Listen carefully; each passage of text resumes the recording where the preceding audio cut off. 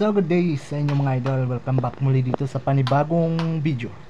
For today's video mga idol, update tayo dito sa aking ini-install na lighting dito sa plant box. At dito mga idol, mag live tapping tayo dito sa may junction box. So siyempre putulan natin yan para sa government yan. Tansuin natin yung sobra niyan. Yan. Itabi lang natin yan.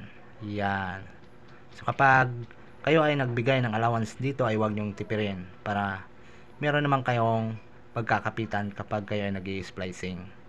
Ayan. So, kailangan halos isang dangkal yung allowance nyo na wire galing sa junction box. Ayan. Itong gagawin natin na to mga idol is a live to. Ayan. Yung dalawang supply. Yung tinest natin gamit yung test light. Ayan. Yung test light natin ay mura lang yan. Sa Lazada lang natin nabili yan. So dito balatan na natin to. Yung feeling na nagbabalat ka lang ng tanso. Tanso naman talaga yan, no? Okay. So kapag kayo nag-i-splicing mga idol, siguraduhin nyo kung live tapping ang gagawin nyo ay kailangan meron pa rin kayong gloves for safety first. Then bago nyo pasukan nga pala ng supply yung inyong mga lighting connection ay dapat 100% na tinest nyo siya gamit ang inyong tester for continuity test. Yan.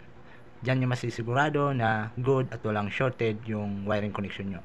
So basic lang naman ang connection dito sa may junction box or connection nitong ating wiring. Dalawang wire na home run, line 1 at saka line 2. Then yung papunta naman sa switches ay dalawang wire para sa live wire at saka return. Ngayon naman yung papunta naman sa lighting ay dalawa din.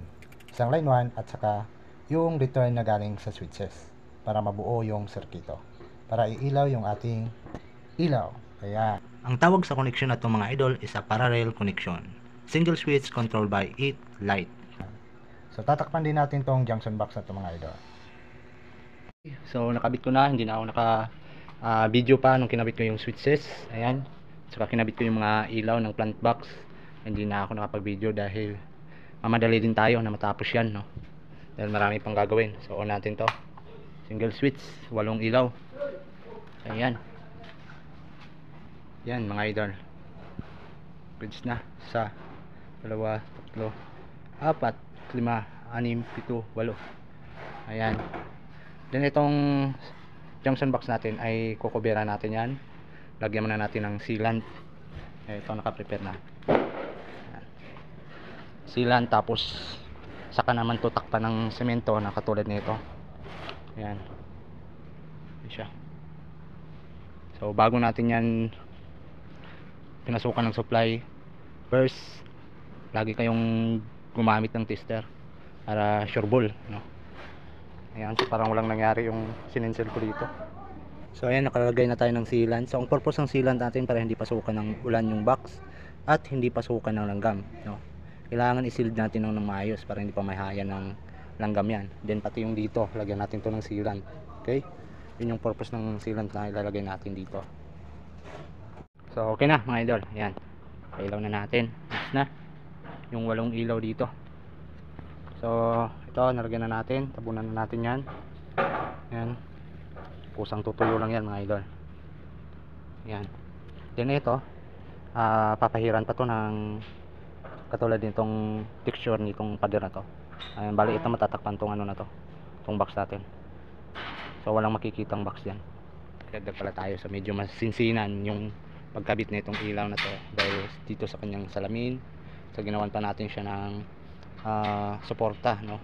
Binuhusan natin bawat gilid para hindi siya basta-bastang gagalaw or kakalas dyan, no?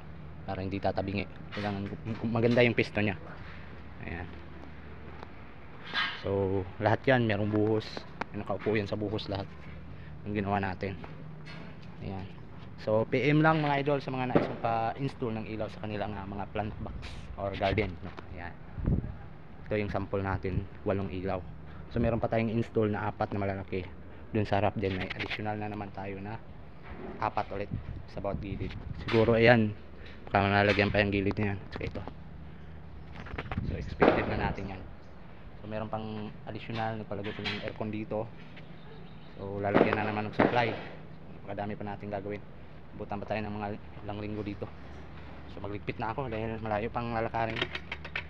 So thanks for watching mga idol. Magandang hapon.